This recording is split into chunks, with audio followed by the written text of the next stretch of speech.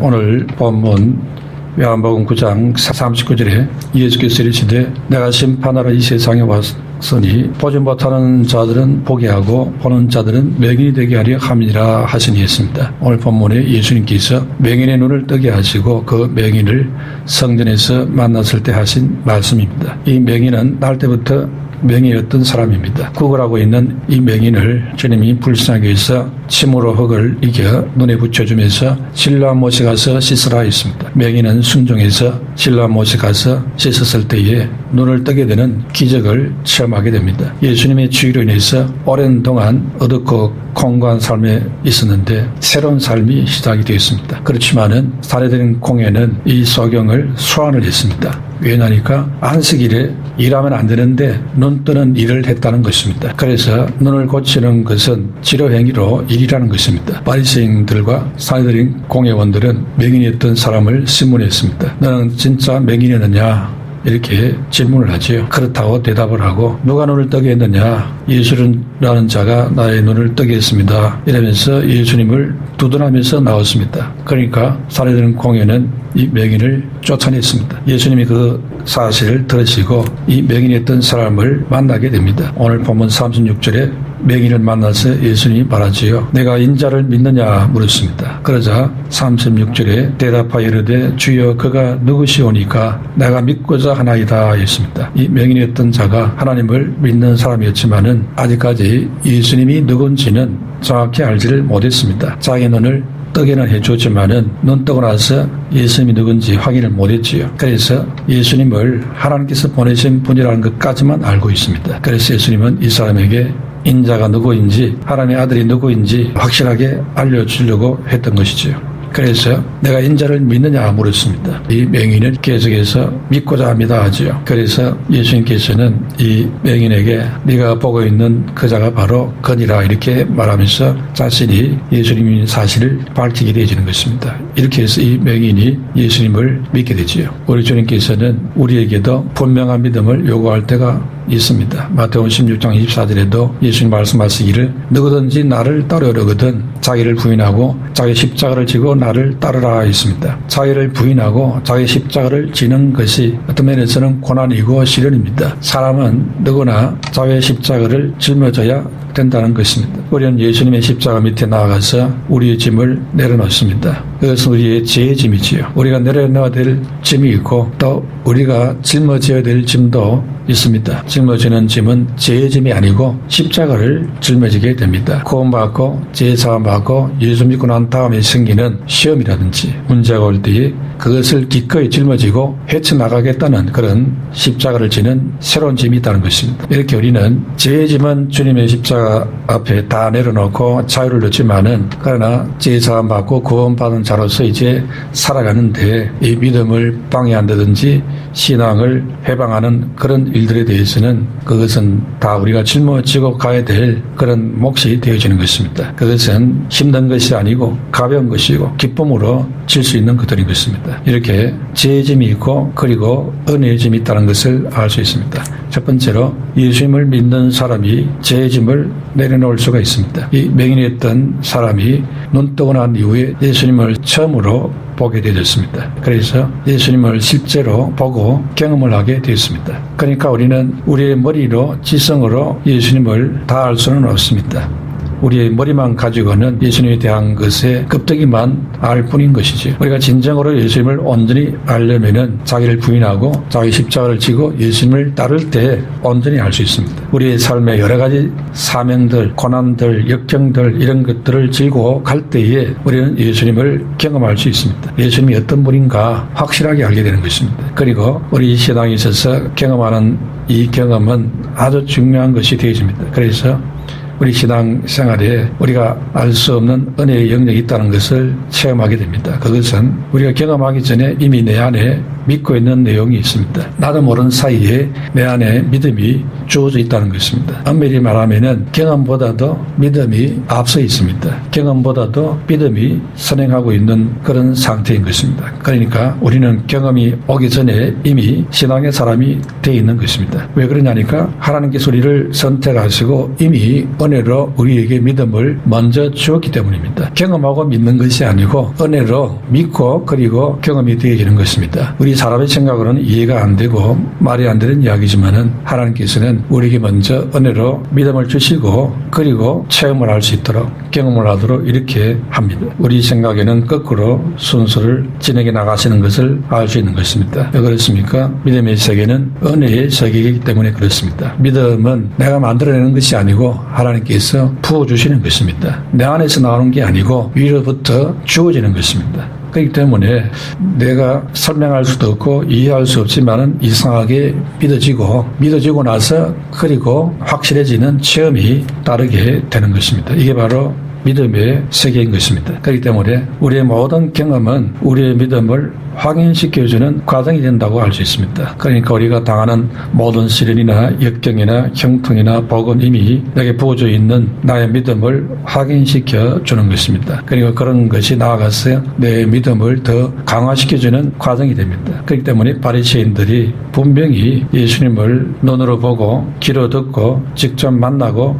경험할 수 있었습니다. 그런데도 왜 이 바리새인들이 예수님을 믿지를 못합니까? 아니 우리는 못 보아서 아쉬운데 그 시대에 태어나서 예수님의 말과 행동, 표적, 기적 다 보았는데 왜 못 믿느냐는 것이지요. 그것은 그들에게 이미 믿음이 주어지지 않았기 때문에 그렇습니다. 은혜가 임하지 않아서 그런 거지요. 아무리 경험을 해도 선행되는 은혜로운 믿음이 부어지지 않으면 아무 소용이 없습니다. 많은 사람들이 경험을 하고 체험을 해보아야 믿을 수 있다 이렇게 생각을 하고 있습니다. 도마도 그렇게 생각했지요. 그래서 다른 제자들이 우리는 부활하신 예수님을 만나보았다 이렇게 말하니까 나는 만나서 확인해 보지 않고는 절대 믿을 수 없다 이렇게 말하지요. 그러고 나서 얼마 후에 부활하신 예수님이 도마가 있을 때에 제자들에게 나타났습니다. 그리고는 도마에게 가서는 네 손을 내 옆구리에 넣어서 상처를 만져보라 하지요. 그리고는 손으로 확인을 하고 눈으로 보고 그제서야 믿습니다 이렇게 말했습니다. 그런데 예수님께서는 도마에게 이때 중요한 말씀을 하지요. 요한복음 20장 29절에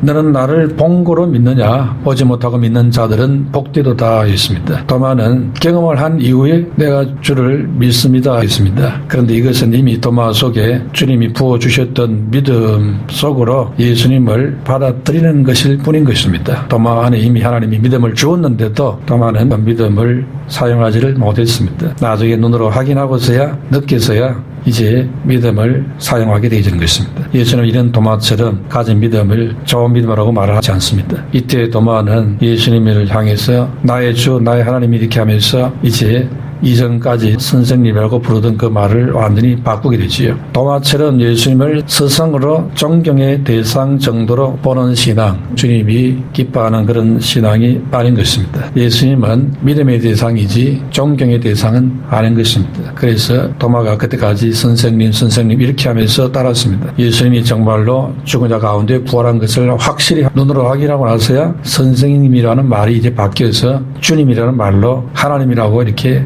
말을 바꾸게 되지요.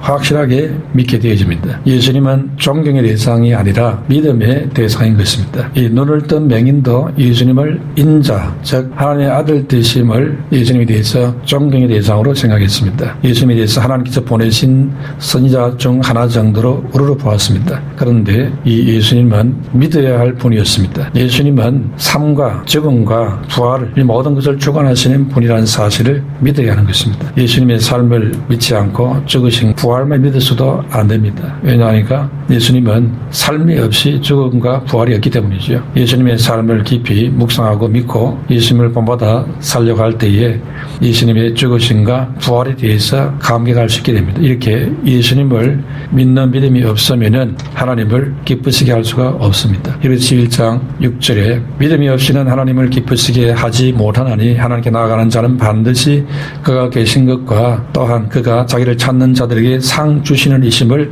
믿어야 할지니라 했습니다. 이렇게 예수님을 믿음의 대상으로 보면서 나아가야 하는 것입니다. 그럴 때에 이 세상에서 당하는 모든 고난 시련도 이길 수 있도록 만들어줬습니다. 예수님을 믿음의 대상으로 받아야 장차 말세에 다가오는 환난과 시련과 핍박이 와도 이길 수가 있게 되는 것입니다. 그저 존경의 대상으로 여기는 자들은 추풍 낙엽처럼 주님을 떠나게 되고 배교하게 될 것입니다. 예수님은 세상에서 제일 큰 문제가 되는 죽음 문제를 해결하신 분이십니다. 그렇기 때문에 예수님을 믿으면은 죽음이 두렵지 않습니다. 그렇기 때문에 이 세상에서는 하나님 위에 두려워할 자가 없다는 것을 알 수 있지요. 죽음이 가장 두려운 것이니까요. 그러나 죽음을 해결할 수 있는 분이 예수님이니까 예수님 외에 두려워할 대상이 이 세상에는 없는 것입니다. 그런데 이 예수 믿는 신앙을 누가 위협을 한다.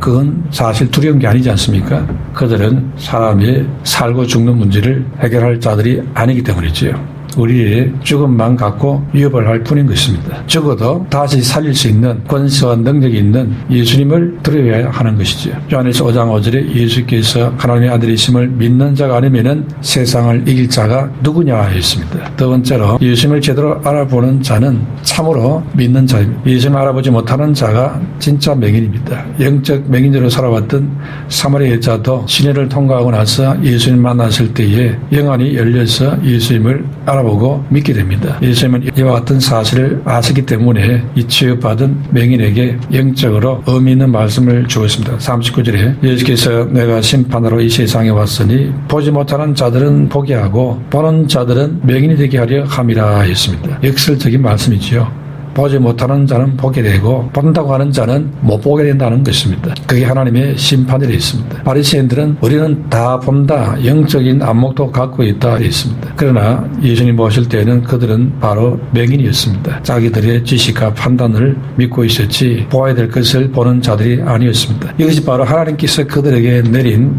심판이고 형벌이었던 것입니다. 스스로 자신의 운명을 해결할 수 있다고 자신하는 사람들이 이 세상에 있는 이 하나님의 말씀에 대해 받아들이지를 않습니다. 왜냐하니까 자기들이 볼 때 이해가 되지 않기 때문에 받아들일 수가 없지요. 그런데 예수님은 성경과 역사 속에 나타난 수많은 증거를 우리에게 보여주고 있습니다. 그래도 그들은 그런 것들을 듣고 보고도 알 수가 없습니다. 눈이 가려져 있기 때문에 진리를 들어도 알 수가 없는 것입니다. 오로지 자만심이 그들의 길을 막고 있기 때문에 그 속에는 자기 신념대로 보기 때문에 보지를 않는 것입니다. 또 자기들이 갖고 있는 길을 또 따로 갖고 있기 때문에 주님이 들려주는 그 말씀은 들리지를 않는 것입니다. 강제적으로 못 보고 강제적으로 어떻게 하는 게 아니고 자기 자신들이 들을 수 없는 길을 볼 수 없는 눈을 갖고 있는 것입니다. 이렇게 이 세상에는 아무리 진리가 선포되어도 못 알아보는 자들이 있는 것입니다. 그런데 대부분 그런 사람들 속에는 완악함이 있고 교만함이 있습니다. 그래서 그들의 눈과 귀를 이 완악함과 교만이 막고 있는 것입니다. 시편 6장 9절에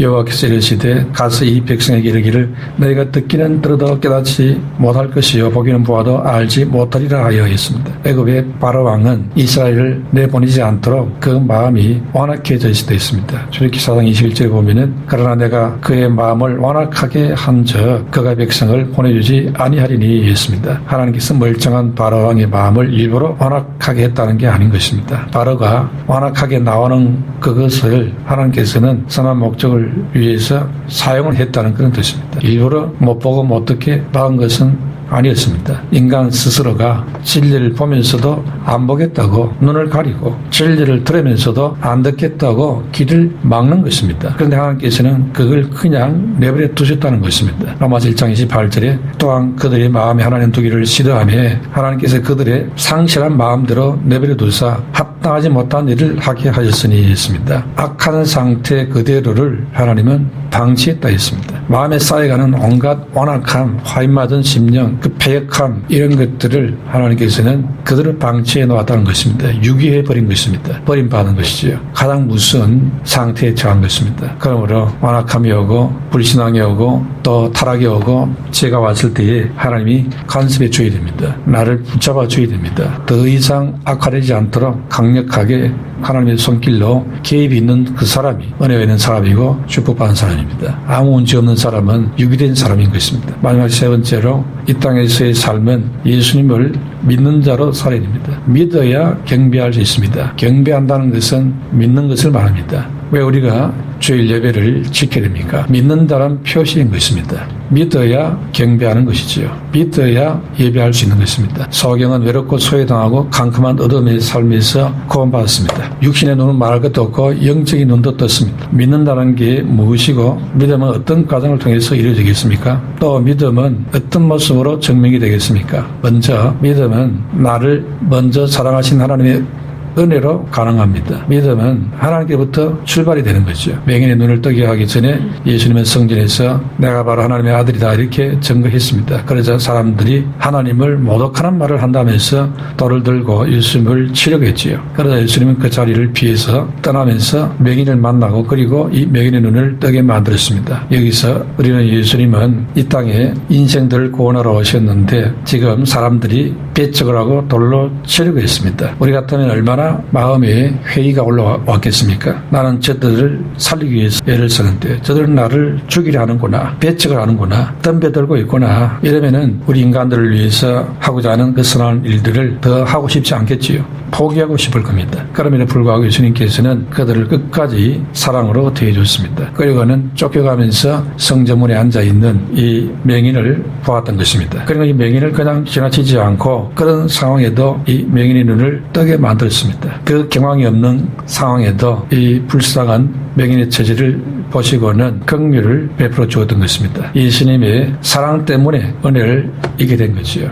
예수님의 사랑 때문에 우리가 지금 이 자리에 있는 겁니다. 예수님의 사랑 때문에 우리가 믿음의 사람이 되었습니다. 사랑은 오래 참는 데 있습니다. 오래 견딘 데 있습니다. 그렇기 때문에 내 믿음과 내 구원은 하나님의 오래 참으심, 예수님이 오래 기다려주심 그 결과인 것입니다. 그런 은혜를 입었다는 사실을 우리는 반드시 기억해야 됩니다. 또 믿음이라는 것은 예수님을 나의 주로 영접하고 따르는 것입니다. 성령되었던 사람이 예수님을 만나서 이분이 나를 고쳐주셨구나 이렇게 깨닫는 순간 주여 내가 믿나이다 이렇게 고백하지요. 주라는 말은 예배를 받으실 분이다 이런 뜻입니다. 내 삶을 바쳐 섬겨야 될 주인이 됩니다 이런 뜻입니다. 그래서 주라는 말은 하나님을 가리켜 사용하는 말입니다. 내 삶을 다 드려도 마땅한 분입니다.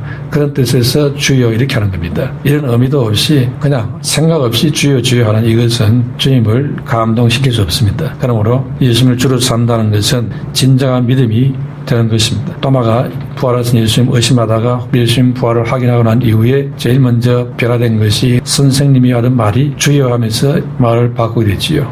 나의 주 나의 하나님이 되십니다. 이렇게 합니다. 예수님은 나의 죄를 씻어주시고 구원해 주신 구세주이시지만은 나아가서 내 인생의 주인이 됩니다. 나의 생사화복을 주관하시는 분이란 뜻이 됩니다. 그러므로 우리도 예수님 앞에 나의 주 나의 하나님이 되십니다. 이 고백을 할 수 있어야 합니다. 그럴 때 진정한 고백이 되어지는 것입니다. 이렇게 예수님이 참된 경배받으실 만한 주가 되신다는 사실을 확인하고 그리고는 믿습니다. 경배할 주님으로 받아들이면 이렇게 맹인이 고백을 할 수 있었던 것입니다. 그 예수님을 믿는 사람들이 모여서 드리는 것이 바로 예배인 것입니다. 그렇기 때문에 그 예배는 우리에게 감동이 있고 뜨거운 찬송이 있고 생명의 역사가 있게 되어 있는 것입니다. 은혜를 아는 자들이 드리는 것이 예배이기 때문에 그렇죠. 그러나 바리새인들은 성경적인 지식과 함께 자기 생각, 자기 판단의 안경으로 모든 것을 보았기 때문에 예수님을 알아보지 못했습니다. 알아보지 못할 정도가 아니고 예수님을 죽이려고 달게 들었던 것입니다. 이렇게 똑같이 예수님을